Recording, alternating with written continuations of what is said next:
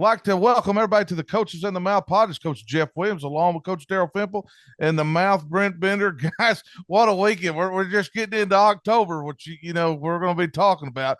First week of conference play. I mean, what a weekend of football, not just high school football, but you got the Alabama-Georgia game, just crazy. Oh, I yeah. mean, there were just a lot of good ball games, but before we get into it, let's thank our sponsors that make this happen. Lindsay and Associated, All-American Steakhouse here in Springdale, and the Pigs brand. We appreciate these guys partner with us to make this show happen.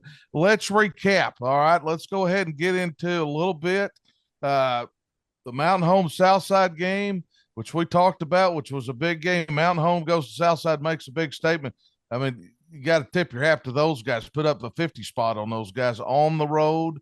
Talk to us. What did you see this week? Also, Lakeside going to Camden Fairview, Morton at Greenbrier. I mean, a lot of big games, a lot of big wins. People still got a lot of ball to play. People are going to start separating themselves a little bit. Well, you're getting into October, too, and it's going to be important to figure out who can run the football. Mountain Home's figured it out. Yes. So the Chenoweth kid had 44 carries. Did you hear that? I mean, that's 44 snaps this guy took. He carried it 44 times for 234 yards and 4 touchdowns against Southside. Southside still searching for an identity on defense, and we give up a ton of points again. But, man, you got to like Mountain Home. I mean, they're on a roll. We'll talk about starting to believe in themselves a little bit here, and I think they're going to make some noise. I don't think let's talk a little bit about Lakeside going to Fairview, which that was back and forth, high scoring game. Talked to Coach Vaughn from Fairview. He felt like, play here or there, but two evenly matched teams. But Lakeside, Coach Rockwall, our guy, goes on the road and figures it out. Well, and they can run the football. Old man, he's over 600 yards rushing already on the season. They can throw it to the outside. They're good up front defensively. And, it comes into October, we're going to have some wet ball games. We're going to have to hold on to the football a lot. You're going to have to be able to, score down there close. And special teams are still going to be really, really special. They do. Got Morton, went to Greenbrier, big 5A West matchup last week. Coach McNabb comes through. They can throw the football around, and they're explosive.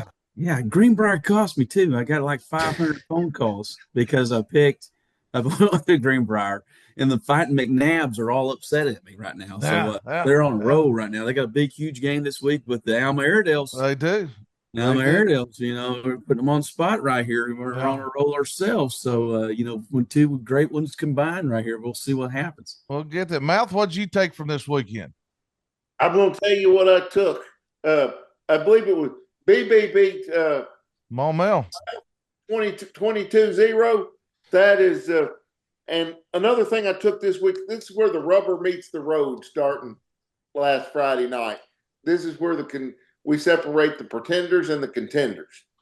When conference plays, everything's amped up 100%. Yeah, and you could feel it. I mean, the intensity with coaches and players and fan bases all over the state of Arkansas. Pickers. Yeah, even Golly, finally, we're into the conference season. We can start doing some actual picking here. Get back to it a little bit. Yeah. Well, Daryl, let's get into it. Small school top 6. Small school top 6 this week. This is going to be fun because I got some also votes.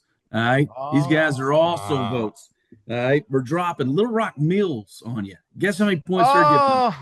Guess how many points Little Rock Mills is giving up? Two a game. A safety.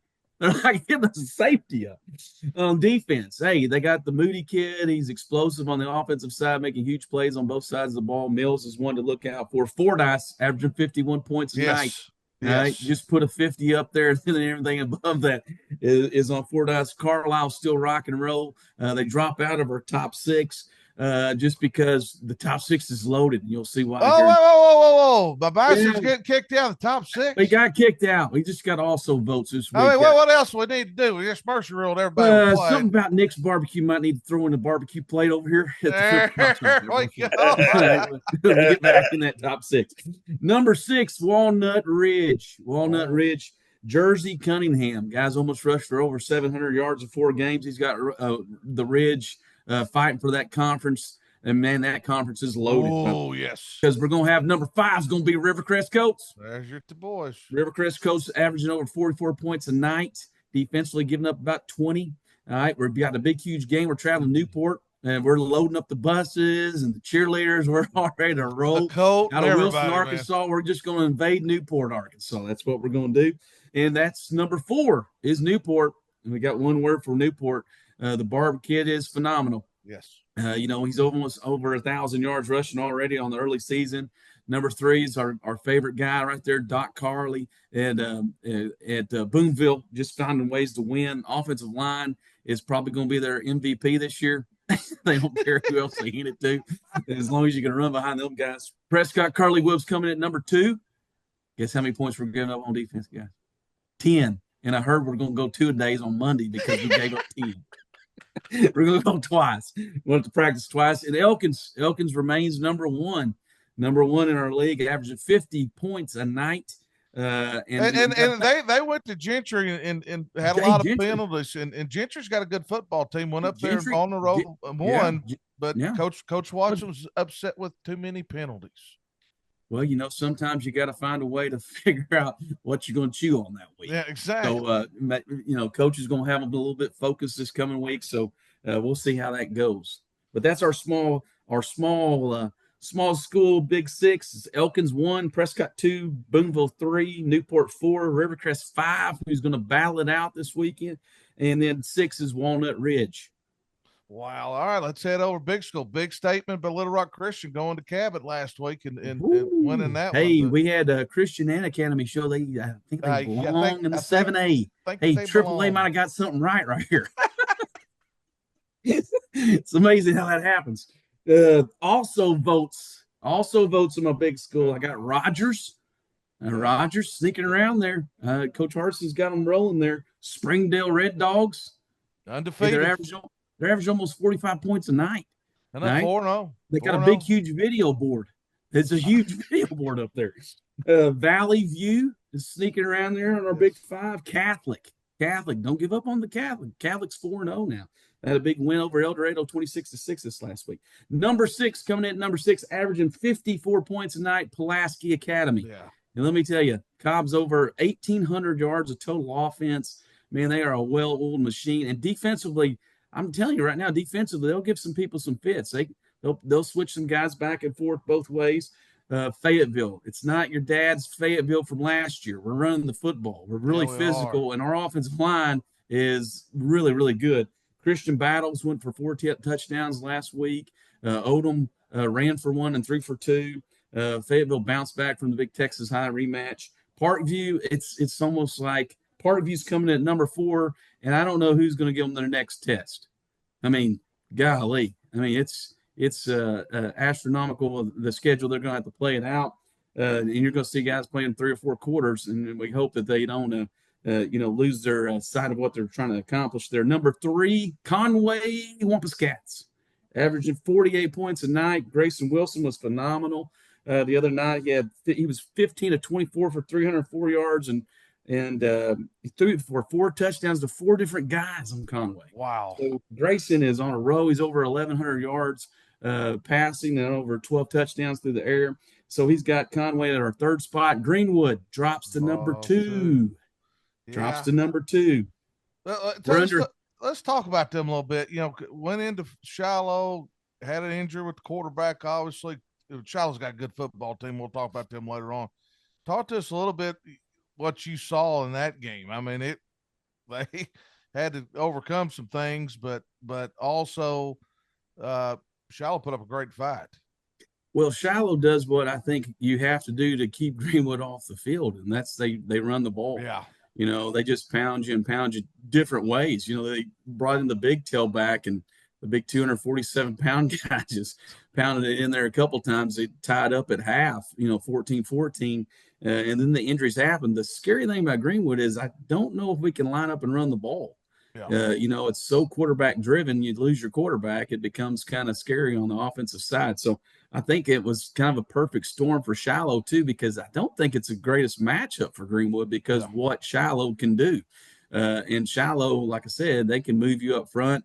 The defense of Greenwood did play well. They came back in the second half and kind of got after them a little bit there. But yeah, what Shiloh does, and that could probably be a rematch game. Oh yeah, Don't you think? that's I mean, happening. down the line, I think That's that might, happening. yeah, they might run into each other again. But Greenwood, until you like, once we said, I mean, they're averaging a slight under 60. Yeah, got to cut that average They're down a like little bit. 55 now.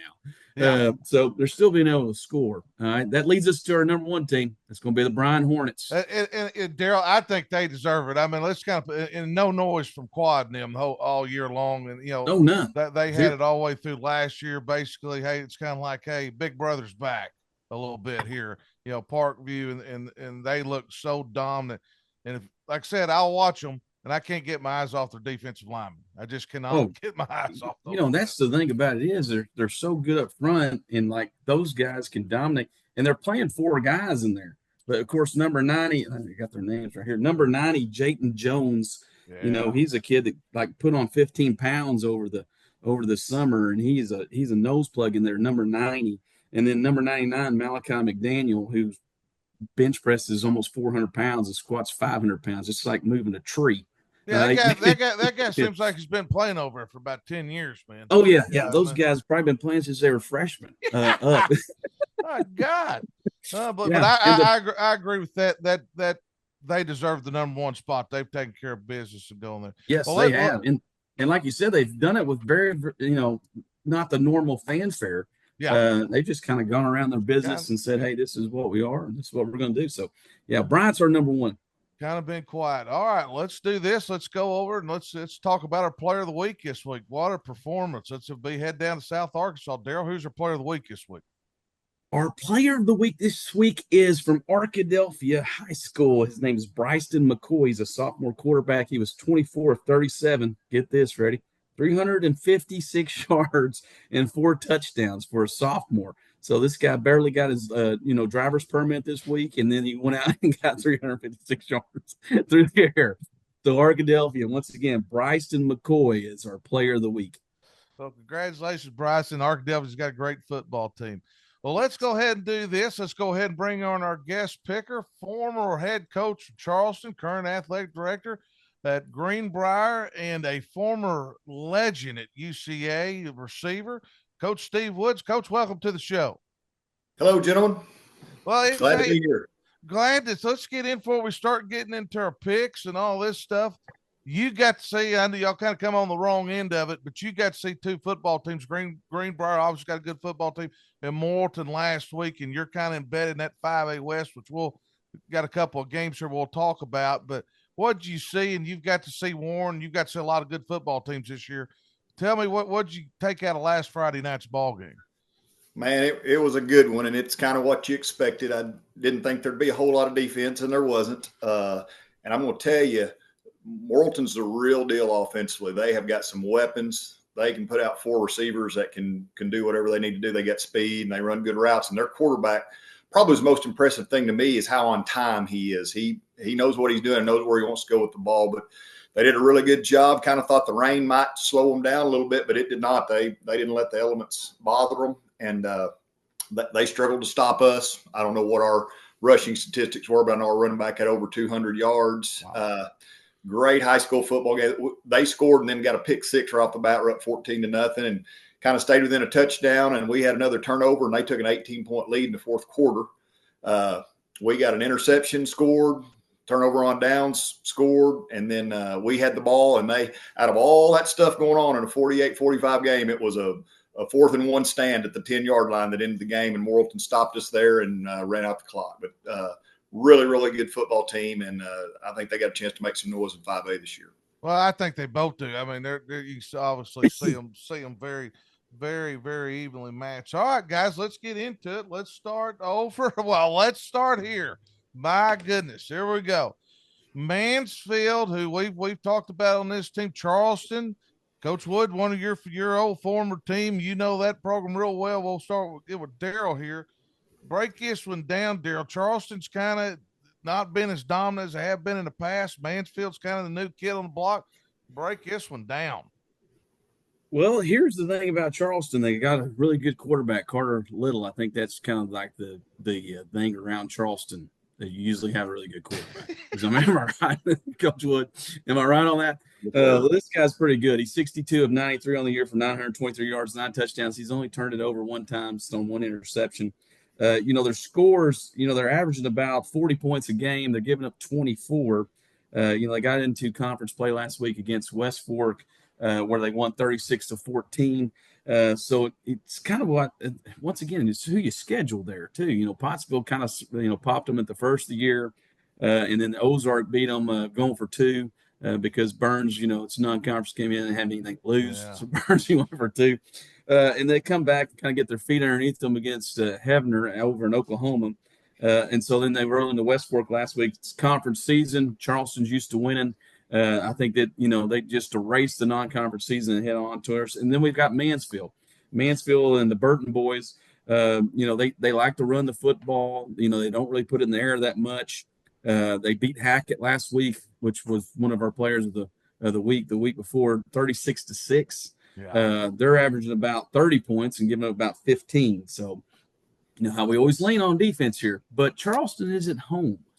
Mm-hmm. I don't know what the record is at home at Charleston, but I'm pretty sure it's pretty good. It's probably Coach Wood, some of his kinfolk out there refereeing the game. We don't know. Well, we're all related around there, so everybody's hard to pick somebody not related to us. Yes, yeah. And Coach Elmore's going to get mad at us because I'm going to pick Charleston at home. Go with Charleston. Going against Coach Elmore's team there. Mouth, who you liking this one? Oh, it's going to be a really good game. It's going to be a really good game. I am going to go with Mansfield. Well, Mouse going Mansfield here. Now, Coach Wood, these two teams well. I mean, you've been in that arena. You played them. Talk to us a little bit about your Charleston Tigers and this Mansfield matchup. Well, my first pick ever on the air, and you're going to give me my hometown first thing. I don't know how fair this is. Yeah. But no pressure. Obviously, Coach May, since he's come in there, has done a really, really great job. Took that tradition and kept growing it. Won a state championship. Matt Stewart, talking about the quarterbacks, their offensive coordinators. My former state championship quarterback, Matt Stewart's calling the plays down there and doing a really good job. And I actually got to see this game last year. I was at Charleston when Mansfield came and played, and I was really, really impressed with what I saw from Mansfield. They were very, very well coached. Kids played hard, and they actually had a couple chances at the end of the game to win it, but Charleston ended up winning the game. So, and you got Billy Elmore back around the area there. Rumor has it he has one game eligibility left, and he might be thinking about coming out here Friday night. I don't know how much he has in the tank, but he'll give it his all. He's still holding out, Coach, for the Hall of Fame, though. They won't put him in the Hall of Fame at Mansfield. If they put him in the Hall of Fame, I think that he would actually come out that game. Well, he deserves it. So, you want to come on with these pick shows. You get to pick your hometown. You want to scream out Charleston by 90, and that'd be really great. But I don't think I can do that with this Mansfield team, and this may ruffle some feathers at Charleston, make some people mad at me. But I can't say Charleston by 90. I'm going to cut it in half, say Charleston by 45. Guy's going to have a good Christmas. Coach was going to have a good Christmas. All right, and I love Coach May, but I tell you what, I think it's Mansfield's year this year. They, Charleston kind of took them down last year. I'm going to go with Mansfield on this right here. All right, let's head over to God's country. This one here I can't figure out, and I'll need to break down. I've not made my pick. Walnut Ridge at Osceola. Osceola just destroys Hoxie last week. Walnut Ridge is picked by the coaches to win this conference. They've just dominated. This is a huge, huge game in this conference. There's two big ones. Talk to us, Darryl, about Walnut Ridge and Osceola. Well, first of all, you got Walnut Ridge 4-0. They opened the season with EPC won 37-0, beat Truman 29-28, beat Earl 44-30, beat Manila last week in the conference opener 40-14. It all starts up front with them because they're going to run the football at you. Jersey Cunningham, he's actually the quarterback. He's had 77 carries for 496 yards, over 726 yards now. He has seven touchdowns on the year. Jaden Salisbury is the wide receiver he likes to throw it to. Jaden's got 33 catches for 223 yards and 6 touchdowns. They had 230 yards of offense last week against Manila. Now it was 40-14, so I think we started the clock there. Yeah. The Perez kid had a 52-yard touchdown catch. He actually ran for 2 too. They're averaging 47 points and they're giving up 18. That's an important number right there. Walnut Ridge is. We're traveling to Osceola though. Osceola's 2-1. Had a big win over Hoxie last week. We knew they would struggle with the speed. Hoxie did. It was 44-7. Tyler Bell, he's 26 of 48. Their quarterback, 359 yards, 2 touchdowns, 2 interceptions. Jeremiah Jacobs is their big guy. He's their running back. He's also their leading tackler. Yeah. We love that. All right, your leading rusher, leading tackler. You gotta like that. They also got their second leading tackler is DeMarcus Hackett. He's got 13 tackles on the year for Osceola. So Osceola's playing at home. Walnut Ridge is coming in there. I think Walnut Ridge is too much for them on this one. I'm going to take Walnut Ridge. Daryl's taking Walnut Ridge. Wow. Okay. Mouth, who you liking this one? I'm going to go Walnut Ridge myself. Mouth's going Walnut Ridge too. Wow. I didn't see this coming. All right, here we go. Coach Wood, talk to us about this one. Don't know a lot about these two teams, and just thought when I saw this in one of the games, I probably thought I'd go with Osceola with a lot of tradition there and stuff. Kind of looked at them and sure seems like Walnut Ridge has a heck of an offense going there. Going to be hard to stop. So, and I have no idea who would be predicted, but I think I'm going to go with what I would call an upset of Walnut Ridge going to Osceola and winning. Walnut Ridge. Well, I'm going to go with Walnut Ridge also. I think they got too many seniors and they've been building for this year and this is a big game. So I'm going to go to Walnut Ridge also. All right, let's go to 5A West here. Morton coming off a big win against Greenbrier last week, traveled to Alma. Got to pay attention to history here a little bit. Morton traditionally has not played well against Alma. I don't know why that is. I know one year Alma was rolling in 0-5. Morton was 5-0 and Alma beats them. So I don't understand all that, but this is a very interesting matchup. Daryl, break this one down. Your hometown, you ought to know it. Well, here's the thing about this one. Morton's rolling in 4-0. Like Coach said earlier, quarterback play's been phenomenal. They can score some points. Defensively, they're giving up 26 a night. They're averaging 41. If you do the math there, it's pretty unbelievable what happens there. But they're coming in hot. They travel to Alma though. I'm sure Coach Burns, our new AD there, is bringing back the Alma spirit and Airedale country. So, that's worth 7 points right there if you come back there. Alma's led by Cash Ferris. Last week had a rushing touchdown and an interception. They forced 5 turnovers last week against Harrison to beat Harrison 26-14. Israel Towns Robertson, the big, 240-pound tailback that has 39 carries for almost 350 yards and 4 touchdowns on the year. Alma has to keep the Morton at bay and off the field. Can't turn it over a bunch of times and give them multiple possessions there. And, of course, this is a huge game for Morton. They could take a 2-0 lead out the gate. But, if you're playing at Alma, baby, the Airedales are not losing at Alma, baby. All right. Burnsy's bringing us back. All right. As soon as we name the dadgum field Frank Vines Field and get the curse off of us, this could be the night right here. All right. But Alma by 45 on that. Alma by 45. I'm taking Alma by 10. Alma by 10. Alma by 10. Alma by 10. Oh, my God. All right, Mouth, who you liking this one? You know who I'm going with, Coach Jeffy. You don't even have to ask the question. I know you're going to go with the Devil Dogs, aren't you? The Devil Dogs and the Fighting McNabbs. Devil Dogs fighting McNabbs. Coach Wood, you saw Morton like we talked about last week. You kind of know the history of this game, obviously. Talk to us about this game. Well, Morton was impressive, but I don't know if they're as impressive as Fimple fitting in that letter jacket like that. That's very impressive. Tight. My face is getting red. Blood circulation. Blood getting warm off there. Yeah.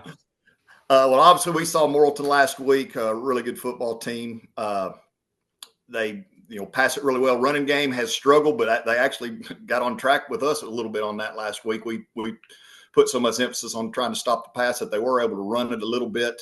Have not seen Alma in the last couple of years since we were in 6A the last couple. Right. But I do know this. That running back, I saw him play basketball, and that guy is a dude. He is a good-looking kid, and I'm fairly certain that they're giving it him a whole bunch. So he's going to be hard to stop, and I do think that's a little bit of the kryptonite for Morton is stopping the running game. So would expect some more points in this game, and the biggest thing would be, pretty big game, 45-42 against Greenbrier last week, and Morton having to kind of come back down for that and focus on Alma. But Coach McNabb and his staff, I believe, will get that done. So I'm going to go with Morton. And you just hit the point. They're coming off a huge emotional game, and then boom, they're sitting having to go to Alma, and so that's scary. But I'm gonna Airedale country. Excuse me, I saw that. I've been down there. I've seen it on the press box. Airedale country. Yes. Airedale country. I'm gonna go with Morton. I think McNabb has got them going. Very close game here, though. I think it's come down the wire. All right, let's stay here in the Northwest Arkansas team we talked about in the recap earlier in the show. It's the Springdale Bulldogs. Coach Hobbs has those guys the best start they've been off in a long time. They're 4-0. They've got beat Heritage last week in the conference opener, traveling up to Bentonville West, who Coach Pratt and them, they have lined them up and played them. Their non-conference schedule was extremely tough. They've struggled, but they've played a lot of great teams. Break this one down, Daryl. Well, they have. Springdale is 4-0 for the first time since 2017. Wow. You hear that? Yeah. Pretty amazing. They're averaging almost 46 points a game. They're giving up about 20. Coach Hobbs got them rolling. They do it without turning it over too. That's the most important part. Carson Hayter had 3 carries at 93 yards last week. He had 8 carries for 144 yards and 4 touchdowns last week. So Carson Hayter's kind of their bell cow there. He even talks about it. Of course, Coach Hobbs is doing a great job because he was talking about how they need to improve. Now they need to, they made some mistakes against Heritage, so he's got those guys locked in. Bentonville West, on the other hand, like you said, scheduling, man, they've had a tough one. Yes. Got beat last week by Fayetteville 49-21. And Fayetteville just ran it down their throats towards the end, but I think Fayetteville's going to do that against a lot of people. John Thompson's their quarterback. He's 82 of 144 for 1,100 yards and 12 touchdowns. They got 2 guys on the outside that can catch it. Quan Thompson, he has 36 catches for 499 yards and 5 touchdowns. And once again, like who they're playing, they've been able to put up points. It's just stopping people has been the biggest problem. They've given up 70 in their first game against Greenwood, 44 against Cabot, 49 against Muskogee, and then 49 against Fayetteville. So defensively, they're struggling a little bit. In Springdale, like I said, thrives on time of possession, taking the ball and run it right at you. You know what's coming, and they're playing really good on the defensive side of the ball. Got a good kicker too. So I'm going to take Springdale. Wow, on the road. I can see this. When's the last time we picked Springdale? When's the last time Springdale's been a top 10 game of the week? I mean, that's what I'm talking about. I mean, Hobbs has got them back going, buddy. I mean, probably 2017. It's a giant video board too. The video board. Yeah, it's the video board. The video board's worth 7. Yeah. Hey, and they rededicated their field. See, they got smart and rededicated their field. Gerald Williams Field. All of a sudden, hey, we got Coach Williams out there, let him wave and name the field after him again. And everybody's happy in the community, and they're 4-0. I mean, just one little gesture. That's all you got to do around here. All you had to do. All right, Mouth, who you liking this one? Well, I'm going to tell you what we're seeing here. We're seeing the Keith Fimple effect, the athletic director at the Springdale School. Let's don't give that guy too much credit now. Come on. Oh, yeah. Got to give him credit. And I'm just going to tell you, I'm going with the Springdale Red Dogs and Coach Hobbs. Well, Mouse on the Red Dog train here. All right, Coach Wood, talk to us a little bit about this one. Well, I looking into that a little bit, I saw exactly what y'all said. Bentonville West did have a monster schedule there to start the year, but unfortunately that's made them 0-4. You guys have to remember, too, that Coach Hobbs has a little coaching history in Charleston, Arkansas, so you know the man can coach. So when I look at this, you got one team rolling, confidence as high as they can get it, and another one that's got that that little man on their shoulder kind of saying, hey, this isn't going to work out. So without knowing too much about these teams, I got to go with the guys that are 4-0, and I'm going to go with Springdale also. Go with Springdale. I'm going to go with Springdale also. I think that they can run the ball on these guys. Coach Pratt, think about Coach Pratt, he's going to have them ready. Coach Chick, the defense coordinator at Springdale, is going to have to be ready for them throwing the football. So it'll be a little bit changed for them. All right, staying here in the 5A West again. We're not trying to do this, but we got Harrison at Farmington, the Tommy Tice Bowl here, it looks like we would like to refer to it. Farmington won big at Pea Ridge last week. Harrison's really struggled with some injuries and struggled this year, played a pretty tough non-conference schedule. All right, Daryl, break this one down. Well, Jackson Ramsey for Harrison, he rushed for 60 yards and had a big 51-yard touchdown run against Alma last week. They have a huge problem with the sustaining drives. It's either the turnover or we're 3-and-out punting. Can't get really consistently on offense. Harrison, of course, Harrison's schedule has not been a friend of theirs. They're 0-4, going to Farmington, who actually won 2 games this week, I think. Yeah, they did. Harbor. Yeah, Coach Tice wants that put back on his record of 7,000 wins. Let's add that to him. They beat Pea Ridge last week 44-7. Farmington's sound defensively. They're playing I think they've got their mojo back. I think they got their feet underneath them. Their defense coordinator's done a fantastic job on the defensive side of the football. I think I'm going to take Farmington at home in this one. The Fighting Cardinals got Harrison kind of unraveled here a little bit. Harrison's got to hold on to the football to make this a game. I'm going to take Farmington in this one. I think Farmington. Mouth, who you liking this one? I've got to go with Coach Tommy Tice and the Farmington Cardinals.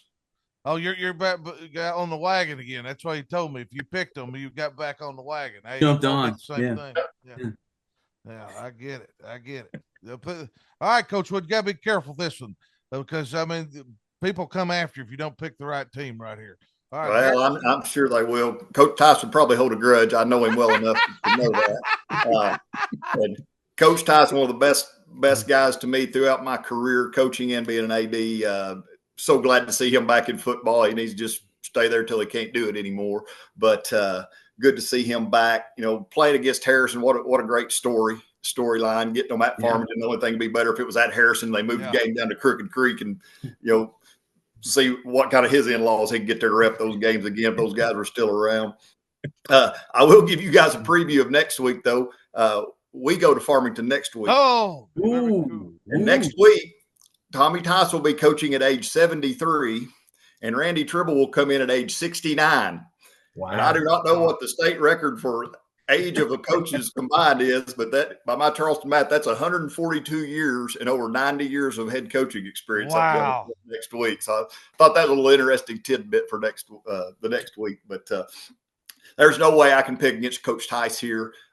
Harrison has had some struggles, and I do not think they'll stay down. It's Harrison's great program. They will get it figured out and get it going, but I don't think it will be this week. So I'll take Farmington at home.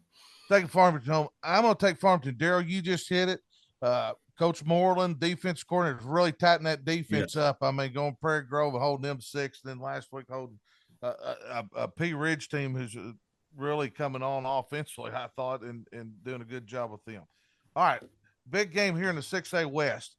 Shiloh Christian coming off a loss to Greenwood, very close game, traveling up to Mountain Home, who we talked about. We're real high on. Man, this is going to be a beauty. It's going to be physical. Get 2 mouthpieces and 2 chin straps on this one. Daryl, break this one down.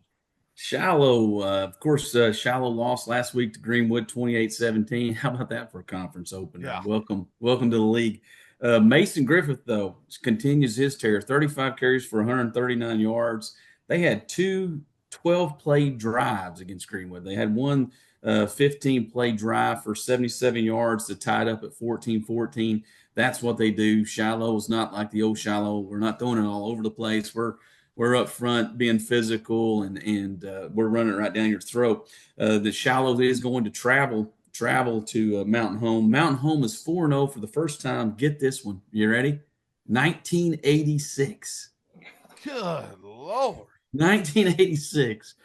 In 1986, the first time in 4-0. They're 2-0 in Missouri, by the way. Ladies and gentlemen, let me break that down. I was in the 6th grade. Okay, Yeah, that's enough said right there. I was 11.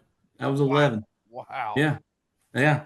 1986, they won last week 50-35 against Southside. Jacob Chenoweth, like I said, had 44 carries. Travis Hunter caught 4 balls for 32 yards, had an interception on defense. So they're playing some of their skill guys both ways a little bit there. Brantley Phillips is their quarterback. He was 13-20 last week against Southside for 182 yards and 3 touchdowns. He threw it to 2 different guys. Gus Wilbur had 92 yards in receptions and a TD, and Kincaid had 3 catches for 43 yards and a TD. Defensively, Dawson Duncan is the guy that he's leading them in interceptions on the Mountain Home defensive side of the football. Mountain Home is at home. Can you imagine the pep rally? Oh man, that thing. I mean, I wonder if they're going to put the old bomber plane out there. Just put the plane out there in the middle of that sucker, because I mean they're going to be jazzed up. This is their showing right here. This is their time to make a statement in 6A, and I'm going to take Mountain Home. Mountain Home at home against Shiloh. Of course, if the McNabbs, watch this, which they're going to watch this, my picks haven't been great this year, but I'm going to go with Mountain Home. I'm going with Mountain Home. Go with Mountain Home. All right, Mouth, break this one down for us. This is going to be a great football game Friday night. I tell you, what I see, Shiloh, they run the ball. They can do a little all of it. But goodness gracious, I have got to go with the Bombers at Mountain Home in this one with the way Mr. Chenoweth's running the ball. This game may take all of 45 minutes, counting half. That could. They're running it, man. That guy carried it 44 times last week, and he could have carried another 40. He was he didn't cramping up. I hope he got rested. I hope they gave him pizza after the game. A few ice baths. Coach Wood, what do you think about this one? Man, this should be a really good one. We got to see Mountain Home the last couple of years, and that's the first time I'd ever had any interactions with Mountain Home football at all, and I was very impressed. Well-coached team, kids played hard, and obviously this year they've carried that on and doing even bigger and better things. Don't know a lot about Shiloh except what I've read. Obviously they can line up and run the ball, like Coach Pimple said, not like they used to do it. So it will be a ground and pound game, and there'll be 700 yards of rushing in this game, and don't discount that trip to Mountain Home, because it is not fun no matter what direction you come from. That is a tough trip. I think tough place to play. I mean, it's a tough place to play. It really, really is. And I'm going to say a little bit of depth issues could happen to Shiloh coming off of an emotional victory. And I'm going to say go with the or emotional loss, but I'm going to go with the Bombers on this one. Going with the Bombers. I'm going to end up going with Shiloh, and I'm going to tell you why. Watched last week. I think Shiloh can throw the football. No, it's not their really cup of tea. They're throwing around like they always do, but they're running it. I'm going to go with Shiloh. I just think they're going to be able to throw the ball a little bit. All right, 7A West here. Fayetteville Purple Dogs ranked number 3 or 4 here in Daryl's poll against Rogers. Rogers has just been quiet. Coach Harbison's over there just putting numbers up and winning. Daryl, break this one down. This could right here with Rogers and them. You're looking maybe a 1 or 2 seed. Also with Bentonville, that's coming down the road. Those three teams. If you're looking at it, Fayetteville, Rogers. Fayetteville's got 1 loss, but they've been pretty dominant. Daryl, what do you see? Well, you see how Fayetteville's doing it too. They're doing it. The offensive line play. The battle skill. Justin Wood, their offensive line coach, went over there last year, is doing a really good job with those guys. I agree with you. Yeah, because I don't think they only returned like 1 starter, maybe. Yeah. I mean, so they kind of had to rebuild the front there, and they've been phenomenal. I mean, even Coach Dick said, this week, and how he was so impressed with his offensive line. Of course, Christian Battles is a tailback, had 3 touchdowns against Bentonville West last week. Garrett Odom kind of gives them another dimension down there. He had an 11-yard touchdown run, and then he threw 2 to Ty Mattingly. All right, yeah. Yeah, we know that name. Yeah, Yeah. that's Bo Mattingly's boy right there. That is. You know, It's old yeah, Bo's boy. yeah, Yeah. yeah. Ty had a 70-yard touchdown and a 17-yard touchdown catch. So they're pretty. Like I said, they're still really, really good on the outside. Defensively, they're really, really swarming to the ball. The Texas High game. I don't know how you even explain that. That was a heck of a game anyway. But Fayetteville goes to Rogers. Rogers is kind of the new kid on the block offensively. I think when Coach got there, he was starting a bunch of sophomores, and I think they've kind of finally grown up. Gotten the playoffs, been around a little bit. Jeff Regan is their quarterback. He's their trigger man. He's 16 to 23 last week for 193 yards, 2 touchdowns. He did turn it over twice, so we got to get that fixed up. Troy Chandler's probably our best defensive player. He had 3.5 sacks last week. They had 10 sacks last week against Northside. They beat Northside 35-7. They held Northside defensively to just 72 yards of total offense. Not a good day to be a Grizzly right there. But Rogers, like I said, they've got momentum. This is one of those games. Hey, we can really show people, that we have arrived or not. But I think Fayetteville is going to be too much for them. I think Fayetteville is going to come into Rogers, and I think this is going to be a close game, though. I don't think this is going to be a runaway game. I think Rogers has got enough players on the offensive side to keep it close. As long as they don't turn it over. But like I said, Fayetteville's still got the big play mentality on the outside. So I'm going to take Fayetteville to travel to Rogers and get this win. Mouth, what do you think? Well, this is going to be a fascinating game to watch. I really like Fayetteville. I really like them as a team. They seem to be bounced back after a tough loss this past Friday night. And I really like Fayetteville throws it, but they're balanced. They're a balanced team. I'm going to go with the Purple Dogs in a close game. Purple Dogs in a close game. Coach Wood, break this down. I feel the same. I think Fayetteville, I just think they're too good. I think they're the class of the West up there, and I honestly think that they're not going to get challenged really until playoff time. I just think they're that good. I agree with you. I think, Rogers is kind of been on the doorsteps there the last couple of years. I think Fayetteville just got way too much for everybody in the conference right now. That part of it. All right, heading to the Central Arkansas. You got Bryant, your number one team, Daryl, who I think I can't get my eyes off their defensive line. Headed over to Little Rock Christian, who went into Cabot last week in their first 7A conference game and won in a last second. Break this one down for us, Daryl, a little bit about this one. Well, Bryant had 62-13 last week against Central to open the conference season. They scored 42 points in the first quarter. So we had a lot of people get Letterman jackets later on in that game because they were out. But they had 6 TDs on their first 11 plays. You just hear that? Yeah. They're pretty explosive, I could say that. Jordan Walker, who's 35 of 60, the quarterback, the trigger man, 3-year starter. He's got 11 touchdowns. He's won a couple state titles. Carter Ratliff, who we've talked about from the start of the show, he's over 400 yards receiving already. Kamari Austin's turned out to be the outside guy. And then you got Anderson and them that run the football right at you. Offensive line play is getting better and better and better every week. They are physical. And like I said, they can throw it to the outside too. Defensively is where they're really, really good. Yeah. I don't know if you can move any of the 4 guys they play inside. I mean, you want to talk about, and those guys are juniors, by the way. It's the junior class of Bryant. Yeah, it's the junior class of Bryant. And then you free up Nick Miller, their linebacker. They had over 70 tackles last week. I don't even know if he gets his jersey dirty because I don't think you can get to him. But so they're phenomenal on the defensive side of the ball. They're averaging about 47 points a night, and they're giving up 22. And like I said, they have beaten Benton, which they gave up 45 to. Christian Brothers, Parkview, and now Central. So they're getting stingier and stingier on the defensive side of the ball. And like I said, they're not playing in the second half. I think this week they will be. Little Rock Christian has shown that, like I said before, AAA actually got something right here. Moving those guys up, they're ready to play. They were 3-1 and 1-0 in the conference. Came back and beat Cabot, showed some stuff there, 28-24 last week. Defensively, they're giving up 22 points a night. They're averaging about 34.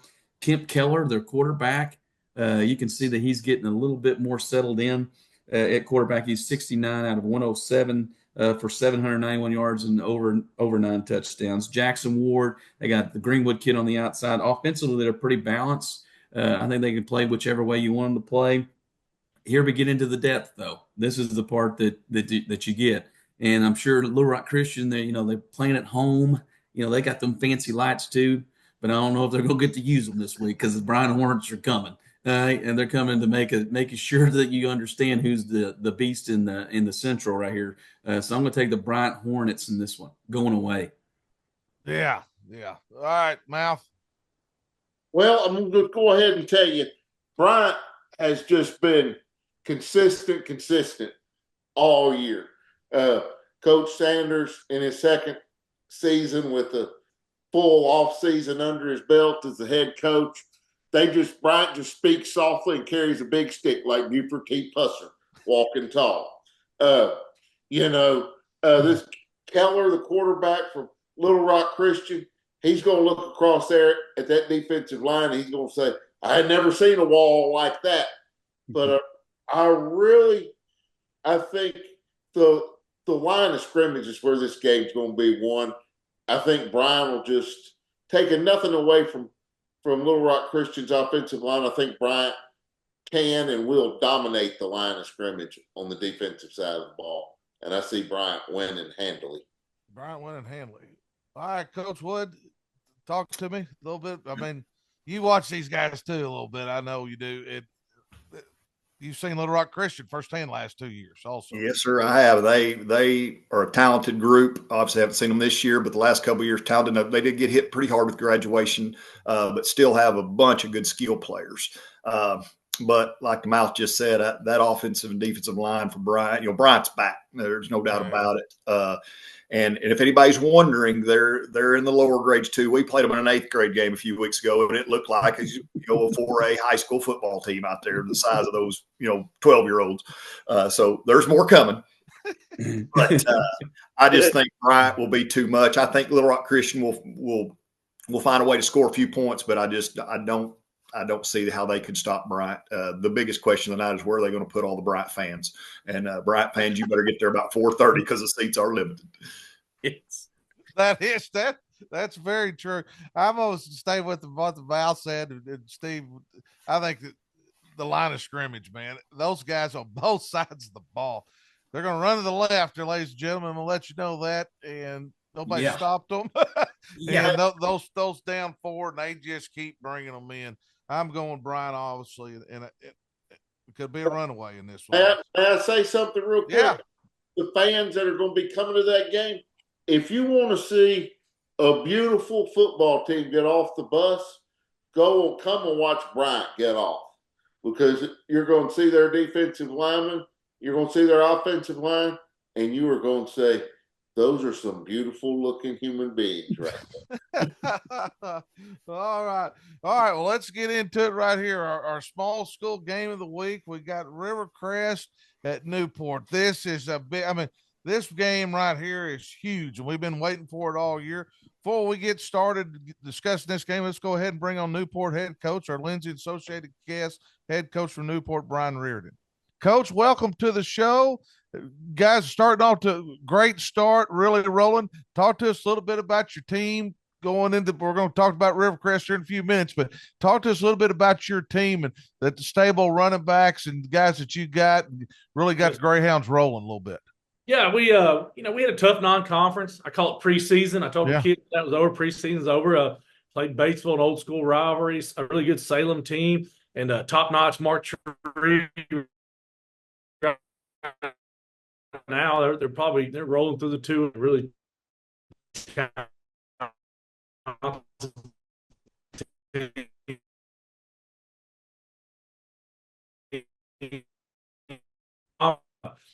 whole but I did not, and that was so we're working on that right now, getting those all cleaned up.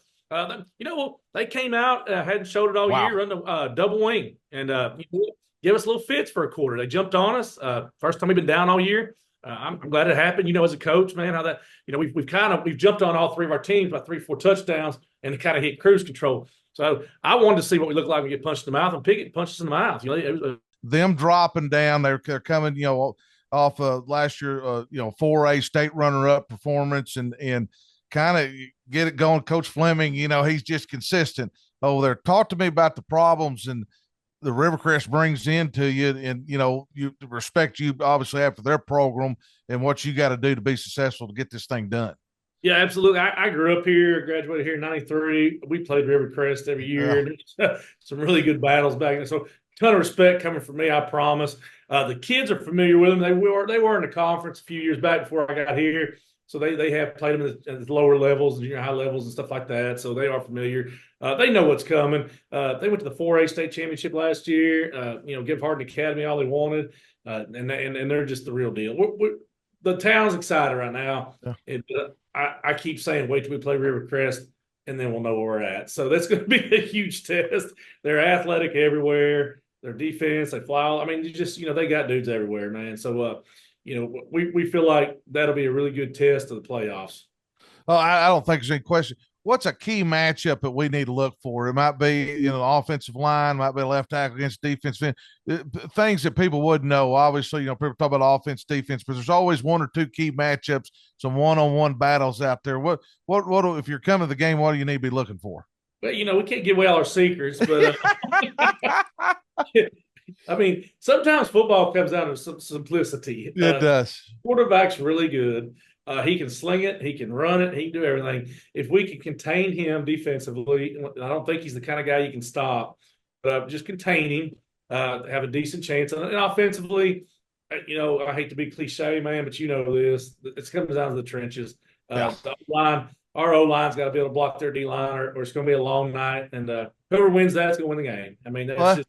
It's funny. We get on here this show all the time. We talk about quarterbacks and the running backs and all the receivers. But at the end of the day, when we start making picks, get down to it, we always go back to those guys up front because that's where you're going to win or lose the game. And you're exactly right. Hey, look, I saw some holes Friday night that I could have ran through at 50 years old. I mean, so you can hand the ball to about anybody, but are the holes there? Is the block? Yeah. Is it drawn up right? Do we are we calling it into the right formations? Are we doing the right adjustments? All that stuff. But again, I'll say it till the day I die. The best teams at any level are beating people in the trenches, both sides of the ball. So, and we got a really good D line too. So we're hoping we win that battle. If we don't win that battle, they're going to score a lot of points on us. So we feel like we're better in the trenches on both sides of the ball than Newport has been in a long time. Well, we'll be checking that matchup because I agree with you. I think that's a battle that we talk about running backs, like I said, and all them other people. That's where you got to look at. Well, Coach, I appreciate you taking time with us. I mean, I know you're busy getting ready to go and getting ready to play in this huge ball game, and it's ought to be a lot of excitement around in Jackson County this Friday night. And I appreciate you taking time, and we'll have you on later on down the road. Hey man, thanks for having me, and I'll come on anytime. And go Hounds. All right. Thank you. See you, Coach. Well, Coach feels like, they got a good team, got a stable running backs, Daryl. The Rivercrest coach, defending 4A runner-ups last year in the state finals. Those guys, Coach Fleming just gets them rolling. They're rolling at the right time. Break this huge 3A game down for us over in God's country. Well, here the thing is, too, Rivercrest is going on the road. They're going into Newport. So every bank in Wilson, Arkansas right now, if there is one, is probably getting watched by the sheriffs. The sheriff's department's coming out to watch the bank because there's probably not going to be anybody there. Yeah. So they're headed over to Newport.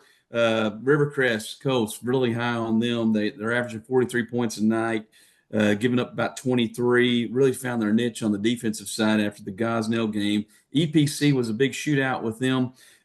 So they've been kind of in these games where they've had to score points. Buda Harris, outstanding wide receiver, plays cornerback too. Bryce Hartless is the same way for Rivercrest. Cavante Washington is the guy that makes everything happen. He kind of pulls the trigger. And we can't say enough about, hey, their TV people are awesome. It's the best YouTube watcher there is right there, buddy. And they love the show. I love those guys. I love those guys, man. One day I'm going to actually maybe they'll ask me in the press box, maybe something like that. They're traveling Newport. Newport's, I'm going to talk about confidence. Newport is overwhelming with confidence. Both teams come in at 4-0. Both are 1-0 in the conference. They beat Piggott. Newport beat Piggott last week, 56-18. Luke Reynolds Luke Reynolds does all kinds of things for them at quarterback. They've got so many weapons. And you get to Keandre Barker, who's phenomenal. He had 111 yards last week with a touchdown. Of course, once again, he probably played till halftime. We had to get his pads off, get him ready for the Rivercrest Colts coming in there. They had 280 yards of offense last week. Tino Phillips is their leading wide receiver with 7 catches for 230 yards. He's averaging almost 20-something yards a catch. And like we said about our guy, he's over 700 yards already, and he's got 9 touchdowns on the year. So Barber, they can't give it to him at Barker. They can't give it to him enough. They're also really good defensively. Yeah. Because they can rush the passer with just 2 dudes. They can just get to the quarterback with 4 guys up front. The Ridley kid's got 5 sacks on the year for Newport. Antonio Ross has got 3. You don't have to worry about that too much because Rivercrest only throws it deep. we're not throwing it underneath. It's overrated, man. We're just going to pull everybody and run Cavante Washington right at you here. So Rivercrest is coming in. This is a statement game in that league. You got Walnut Ridge, you got Newport, you got Rivercrest now. They're all going to be battling. This is probably going to be our game of the week for the foreseeable future right here. So Rivercrest is going on the road to Newport. So I'm going to take the Colts, baby. Oh. I got to take the Colts. Man. I'm trying to get into the press box, for God's sakes. Take the Rivercrest Colts.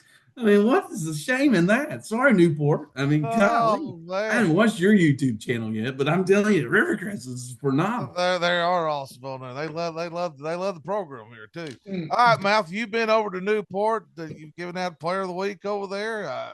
You've been to practice. What's the vibe over there in Greyhound land? Greyhounds are feeling really, really good right now. They should be. Not so fast, Coach Pimple, on that pick. Not so fast, my friend. Because for the Rivercrest Colts to win the game, they're going to have to stop a former Player of the Week for Coaches in the Mouth, Keandre Barker, who is going to get 20 to 25 carries or touches per game. That is what Coach Reardon tells his offensive coordinator he wants from Keandre every week. So I'm just going to have to go with the coach's word and say we're going to feed Keandre Barker the ball, and Rivercrest, good luck stopping him, baby. You got the Greyhounds in this one. I got the Greyhounds.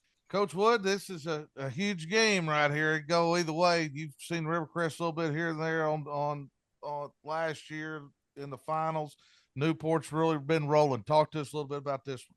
Man, this one will be fun to watch. Oh, man, what are you talking about? We're going to set the over-under at 88 because there's some dudes out on that field, and there's some playmakers all over it. Rivercrest, a little bit more tradition, have been there lately, but, man, Newport has got some offensive skill.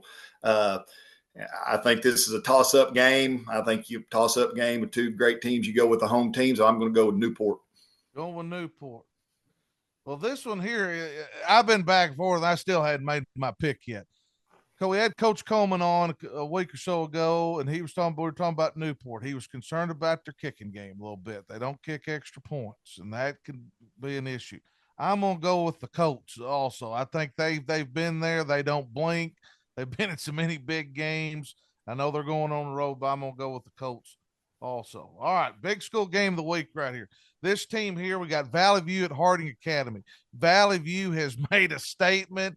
Everybody kind of just crowned Harding Academy over there in the 5A East, and Valley View's made a statement. They've been waiting for this game all year long, obviously. They're very talented. Before we get into this game, let's go ahead and bring on our Lindsay Associated guest, Coach Sean Cockrell from Valley View, head football coach. Coach, welcome to the show. Man, I'm excited. I've been watching this and pretty excited to be on. I appreciate you having me. Well, your game of the week. At the end of the day, you ball, you get the call from us, and you've been balling the last 4 weeks. I mean, y'all, and I'm going to go back here, and we're going to talk about this. We got a lot of ball to play and all that part of it, but, Harding Academy moving into your conference, everybody kind of just, and you got to play them this week. It's once game of the week, pretty much just said, hey, they're fixing to dominate this. And we brought you guys up, and people don't realize, you've made some runs in playoffs and won playoff games the last couple of years but you guys, we're still over here and we can still play football. I can say that you can. And I've seen you on film against Cersei and just a dominate performance, and y'all have lined up and dominated. Your speed's unbelievable. You're playing well, coach. Talk to me about this ride so far, the first 4 weeks of the season going into this big one. Yeah, it's been unbelievable. When I looked at the schedule after we had made the schedule out, I thought this is going to be the toughest non-conference schedule we've had since I've been here. And going in, I thought, okay, Poplar Bluff we played with before, but played really well then in week 0. Going back to scrimmage in Marion, putting them in there, and we're up 10-6 on Marion at halftime with our ones, and kind of unbelievable, to be honest. I thought they got off the bus. I thought we can't play with them. They passed the eye test for sure. Yeah, they do. And so, and then going on to Cersei, I thought, if we could win 2 of those 3, it'd be really, really good start to our season. And then just the way we dominated that game, offensively and defensively, was really a surprise to me. But our kids are playing well. Our coaches, I got a great staff, and then West Memphis was tough. We came out and they had a really good game plan, had 2 weeks to prepare for us, and kind of stopped us in the front. But our defense played really well. Once again, didn't give up a touchdown against the starters. And, we've had a week off against Paragould before Paragould got healed up a little bit. We got our starting running back. And he got 1 carry for 28 yards and a touchdown. So he's ready to go. So we feel really good about where we're at. And it's been a great ride, but we know it's going to get tougher and tougher. And obviously this game's probably the toughest one we've had all year for sure. And no doubt, but I mean, like I said, you're going to play who's on your schedule, and y'all have answered the bell every time. Well, talk to us a little bit about Harding Academy. I mean, it's not like y'all ain't familiar with each other. You're not too far away from each other in that part of it. And I believe y'all even played last year. Yeah. Talk to us that, Coach Evans beat his non-conference up. My God, we talked about Marion, who I saw y'all scrimmage earlier in the year, and then with Benton also, who's a powerhouse in 6A, and they've struggled with those guys, especially with the depth and up front wise. This team you've played on. Owen Miller's back. They got a lot of starters back. You do too.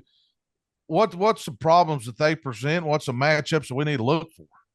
Yeah, I think the biggest thing is their D line. When you're talking on the defensive side of it, he's 55, sometimes he's 0, sometimes. We're going to know where he's at all times, and he's going to present a lot of problems for us. We may read him a lot, try not to block him, but he's going to give us problems up front. I think the biggest challenge for us is that they run to the football so well. When they see ball down, there's 8-9 guys coming. They do, they take chances in the back end. They'll man you up and bring people, and they'll set that middle linebacker back there about 7-8 yards, and he's coming downhill. Really hard to account for us in the run game. So those are some challenges, defensively. And then you go to the other side. Owen Miller, we just call him Houdini over on our end, because he can get away from anybody, anything. I mean, Benton was all over him, and he's still looking down the field trying to make plays. Marion the same way. Probably one of the best quarterbacks we've ever faced. We faced him for 2 years in a row now, and this will be our 3rd year. Going to be glad to see him graduate. But it starts with him. They've got great receivers. They do a lot of different things. They love the back out of the backfield. I think he's their best receiver. They use him in a lot of different ways, and he's going to be tough. He had some games where he wasn't in, and then now he's back. In the kicking game, they're onside kicking a lot. They remind you of Pulaski Academy in a lot of ways. We talked about it before we left the office today. Is Coach Evans that they will find a weakness for us, and so we've got to be prepared for all kinds of stuff. And we can't give them the same look on defense all the time, because they'll just pick us apart. So we're going to have to change up a lot of things we do. We like to sit in certain things and just play sound football defensively, but it's going to have to be blitzing and some things to kind of get Miller, off his game. Well, I agree with 100%. You can't give him the same look, and he's a very tough kid. He's taken some shots the last couple of weeks, and he gets up and shows his leadership in that part. You've got a great quarterback. You got a great running back. Talk to me about those guys. I mean, one of them, he's gone, man. That guy can fly. Talk to him Yeah. about some of your guys and the speed that y'all have and the problems you present to people also. Yeah. And I think I said this, early on in the interview in the summer is this is the fastest team I've ever had. Yeah. And so it starts with Gartman at quarterback. He's probably, we've never tested him. He's a great shortstop going to play baseball at Arkansas State. But he can fly. He actually was faster than Slade Caldwell, who went in the draft in the 60. So, and being 6'3", is really tough. So he presents a lot of problems. He's playing the quarterback position. He's always played it, but he was an all-state receiver last year because we had an all-state quarterback for 3 years in a row with Turley. And, but he's done a great job. He makes all the right reads. We RPO almost every play. So he's doing a really good job. And then getting Anthony Feliz back at running back, he's a 4-4 guy. He can break one at any time. He's so eager to play because he started all last year. He hadn't got to play, broke his collarbone. So he's back and he's excited. Andrew Jones, which is Butch Jones' son, on the edge. He's a 4-5 receiver that can break one. I think he had 100 and something yards and 3 touchdowns against them last year.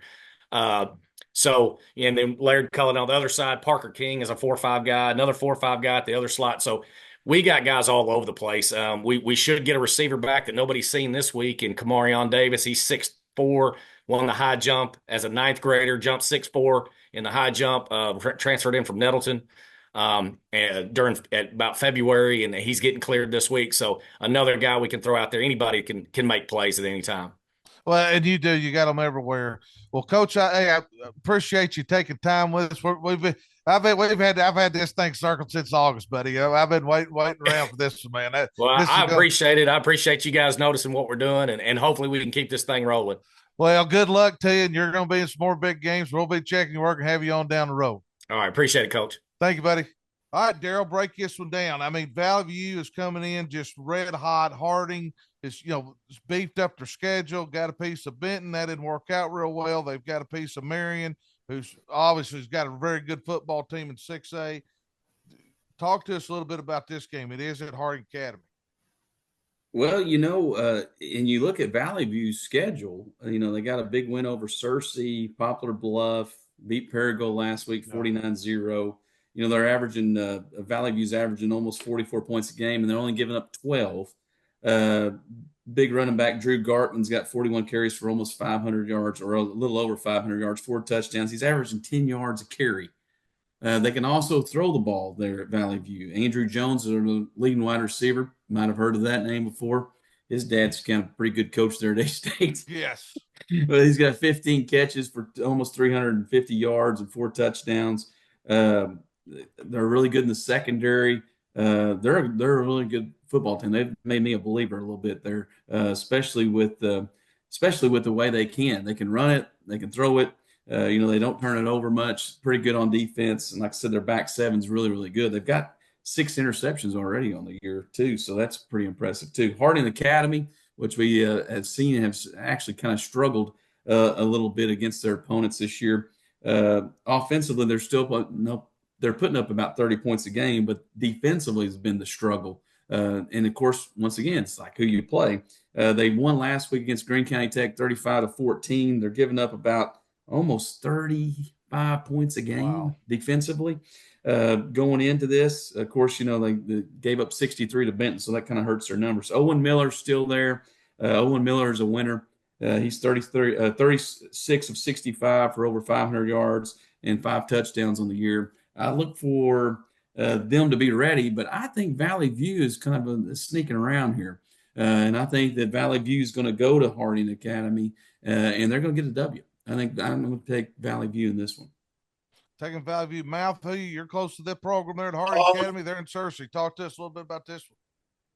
Well, I'm going to tell you, Valley View has, in their first 4 games, they put on some dominating performances. They dominated a good Searcy football team. They dominated Searcy. They're undefeated. But you know where my heart is, and you know where I'm gonna have to go on this, or my sister will never forgive me. Oh man, you gotta go get these outside influences, man. Oh, I gotta go with Coach Evans and the Harding Academy Wildcats. Harding Academy Wildcats. Coach Wood, break this one down. I mean, you've seen Harding Academy. They played, I mean, lined them up and played them. Some really good football teams. Valley View's been dominant. Talk to us. Well, Coach Fimple said they're giving up 35. I've seen Marion, I've seen Mitten. That's pretty good, I kind of thought. Pretty talented offenses. But, Harding Academy, I was impressed the way they stepped into this 5A deal and said, let's bring it on. Let's schedule some people to get us ready. So I think they took their preseason to kind of help them get adjusted to the size of the schools they're going to have to play. Valley View's been good over there in the East for several years now, kind of established themselves, and there's a new crew coming to town trying to take that. But I think that Harding Academy's passing game is going to be something that hasn't been seen in that conference for a little while. So I'm going to give a very slight edge and a very good game to Harding Academy at home. Going Harding Academy at home. I'm going to go with Valley View. I think they're on a mission. I think that there's a speed factor there. I mean, they got a couple of guys that can take it to the house in a second and a big difference maker. So I'm going to go with Valley View. So, well, guys, we've loaded them up here. I mean, there's big, huge games, and let's recap what happened last week. Let's go the numbers here so we can review and see what happened. All right, last week I was at 7-3. Mouth, you were at 6-4. Daryl, you were at 6-4. Mike Fleur, our guest picker, was at 7-3. I'm 35-25 overall. Mouth, you're at 34-16. Daryl, you're at 31-19, and our guest pickers at 34-16. Daryl, got to get back on track here, man, a little bit. Well, unlike the Mouth, I kind of just go out there sometimes. Okay, you got to pick one. I mean, it is a pick show. I'm going to look like a genius one day. I'm going to get hot one day right here. I'm going to get hot and get back in this thing one day. I got people actually calling me and saying, "Hey, pick us or don't pick us so we can win." Oh my God! It's like the jinx. Oh man! But it is football time. It's October the 4th, Friday, buddy. Finally, yeah. It's that time, man. Finally get your blankets. Hey, we also got a huge 8-man football game this week. What we got? Check this out. We got Strong, who's number 1, goes to Woodlawn, number 4. Woodlawn's been putting up numbers. Hey, let me tell you, Woodlawn is impressive. 8-man football. I watched them this past week. It was awesome. Bear country, baby. Hey, it's nothing like it. You want to talk about some nachos too, man. They have some barbecue nachos. $8. Couldn't beat it. Could not beat it. Still selling Cokes in the can, baby. That's what I'm talking about. You would know this week with all these great high school games, the Mouth is going to be in Northwest Arkansas watching the Hogs in Tennessee. If I didn't have great friends coming, I'd much rather be watching high school football Friday night. Well, you'll get to. Well, Coach Wood, man, we appreciate you coming on the show. We're going to send you a T-shirt and a gift card to All-American Steakhouse here in Springdale, $100 gift card. But we really do appreciate you coming on. Oh, great. First NIL deal. I appreciate it. Well, let me get off here, man. Hey, make sure you subscribe and like on YouTube. We're all over the place. We're on the X's Coaches Pod, Facebook. You find us on Facebook, Instagram, everywhere. Also, there's merchandise like this hat I have on. You can get on YouTube and purchase that. There's T-shirts. There's all kinds of things. We'll be focusing those things on our story this week.